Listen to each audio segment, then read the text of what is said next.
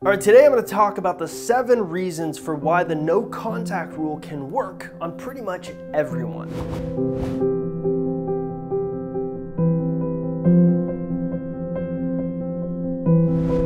All right, so what is the no contact rule? Well, simply put, the no contact rule, the way we define it, refers to a period of time where you cut off all conceivable communication with an ex after a breakup.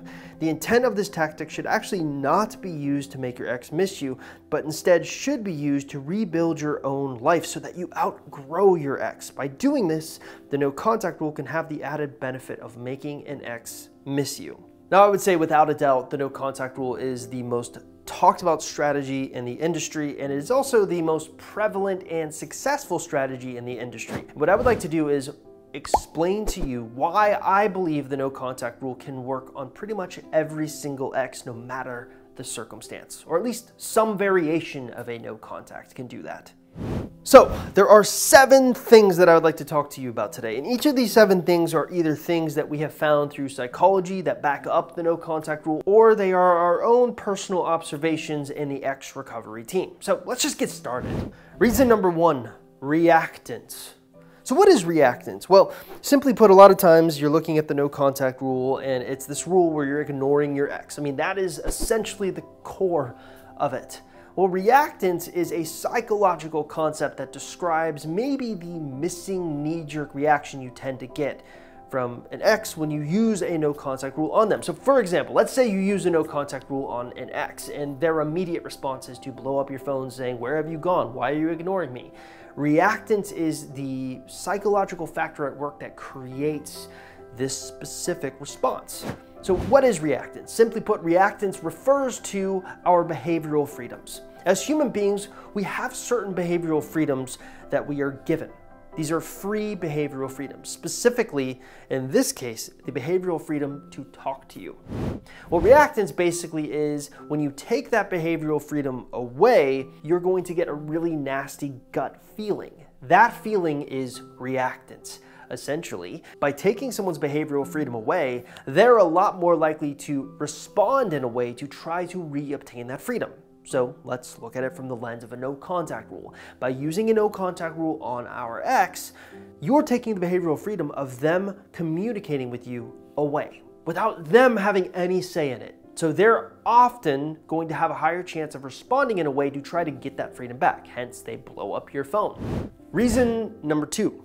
Stages that your ex will go through during a no contact. So one of my most popular videos is the psychology of a man or even a woman during the no contact rule. And I talk about these 5 stages, essentially these 5 roller coaster sets of emotions that an ex will go through during no contact. It's just something that we have kind of noticed over the years. So what are those stages? Well, I will get into them very briefly, but if you want the full rundown of what those stages are and how they work, I highly recommend you to check out our video called The Psychology of a Man During No Contact. That will sort of help you understand the stages on a much more primal level. But again, there are 5 stages. Stage 1 is pretty simple. Your ex is very calm and assured of their decision to break up with you. They break up with you, you use the no contact rule on them, and they're like, cool, hey, this is great.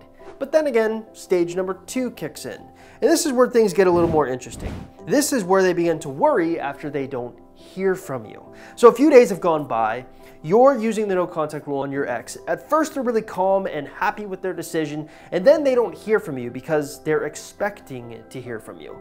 They begin to get worried about their decision.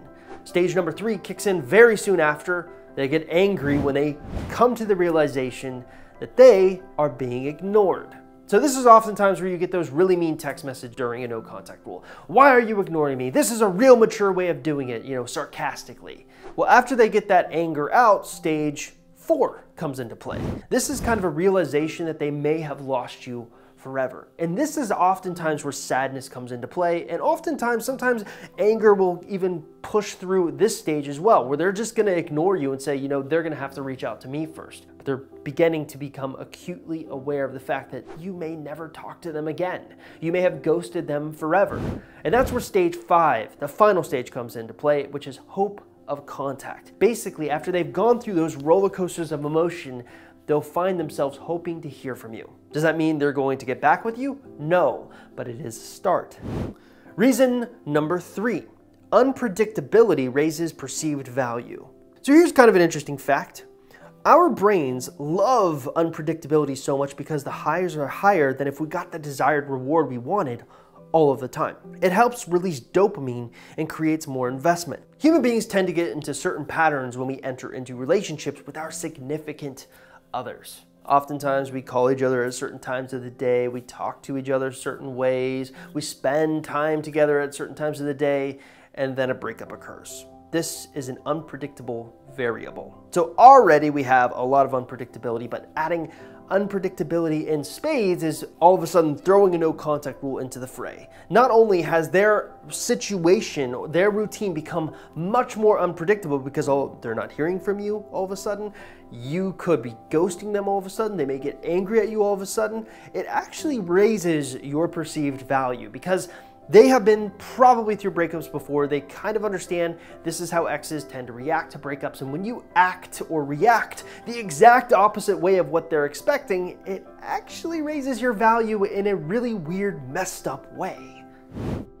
Now, piggybacking off of the unpredictability raises perceived value is our reason number 4. The Zeigarnik effect. So the Zeigarnik effect is something I haven't talked about a lot, but it is absolutely present here with the no contact rule, and that's a pretty simple concept. People remember interrupted or incomplete tasks better than completed ones. Here's a great example. Yesterday, I was actually watching TV and my daughter went to the garage to get something out of the car, but she left the garage door open. The entire time I'm sitting there watching TV, I can't help but look at that door that's open. And I think, is she gonna close it? Is she gonna close it? Is she gonna close it? I'm not watching TV anymore. I'm thinking completely about this open door. She eventually closed it.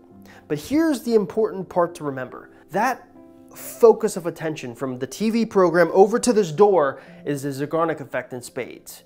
Because leaving the door open is an incomplete or interrupted task. It's open. Think of all the weird things that can happen.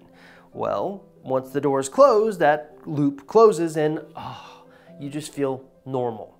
You can even play this game where, let's say I knock on your door and you let me in, and before you have a chance to close your door, I refuse to let that happen and start asking you and pulling you away, but the entire time you're not listening to me, you're just thinking about this door that's open. Well, in a weird way, the no contact rule serves this way, especially in relationships where things ended kind of abruptly and all of a sudden you kind of do the no contact rule. There's not a lot of closure on either end. So we've actually noticed this can impact people who are using the no contact rule as well, because oftentimes their logic is, well, I never got closure from my ex and the no contact rule is preventing me from doing that. But it's also a double-sided coin because your ex never got closure and they probably want it as well. So we have noticed even the Zeigarnik effect having its sort of threads in the no contact rule as well. Reason number 5, information gap theory. Here's basically the point we're trying to get across with information gap theory. When something changes from being in a known state to an unknown state, we often become more curious. So your ex is going to make some assumptions about you after the breakup, especially if they were the one to break up with you. They assume you're going to be obsessed with them, and every time you get in touch with them, this almost feeds that obsession. That's why when you start doing the no contact rule, they're no longer having that assumption. This creates curiosity and they want to know why you're not talking to them, which also leads to creating an information gap. So think of all of the things they're going to be thinking, because if you're not talking to them, they are going to come up with their own internal narrative on why you're not talking to them. Now, you may never hear from them. That's kind of a little known fact that we've learned later in our process. A lot of times, exes won't contact you because they're extremely stubborn, but that doesn't mean it's not working. That doesn't mean that information gap isn't there. They're trying to fill in the gap, so to speak, on why you're not talking to them. And they come up with some of the craziest ideas you can imagine. But I don't want to talk about this too much because I want to get on to reason number 6. 90% of our success stories have utilized a no contact rule.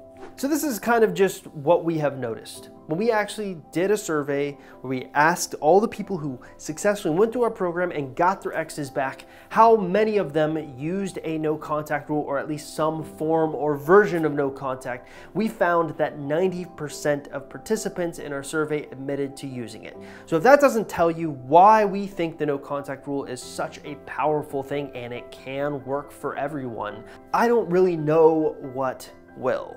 And finally, reason number 7 is the attachment style factor. This is one of the latest things that we've learned about the no contact rule, because when we interviewed those success stories, those 90% of people who used a no contact rule to get their exes back, we found that there was a lot more to just using a no contact rule. A lot of them went through a lot of personal changes, but we had a really hard time understanding what kinds of personal changes. We would often interview them and they would say something along the lines of, I got to the point where I just gave up and I didn't want my ex back anymore. And I was pulling my hair out for years trying to define what this concept was, and it wasn't until I stumbled across attachment styles that everything kind of became clear. We know from studying our clients that our clients tend to be more anxious, meaning they have anxious type of attachment styles. Their exes, on the other hand, tend to be more avoidant attachment styles. So oftentimes, the most successful people during a no contact rule will shift their anxious attachment style to more secure attachment styles, exhibiting the type of behavior that a secure attachment style person would. Now, what's interesting about secure attachment styles is they're almost gravity for all the other attachment styles. If you are attracted to someone with a secure attachment style, your attachment style subtly shifts more towards secure yourself, because it's almost like you are pulled in from the gravity that a secure attachment style can exhibit. Now, it's not always that black and white, but this is an important thing that we've learned from people who are successful with the no contact rule. The no contact rule simply gives you time to have those changes go into effect.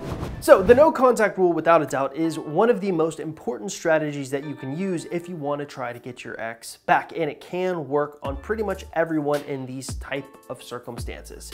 Now, if you are considering highly on getting your ex back, probably my best piece of advice for you to start out is to actually go to our website and take our Ex Recovery free Chances quiz. It's a simple free 2-minute quiz basically designed to tell you what kind of chance you have of getting your ex back, and taking the quiz is always very simple. Simply look in the description link below this YouTube video and click the link you see there. We'll get you hooked up right away. Hey, this was great. I had a blast filming this video. If you haven't liked, commented, or subscribed to any of the videos or our YouTube channel, please do so. Every little bit helps. I'll see you next time.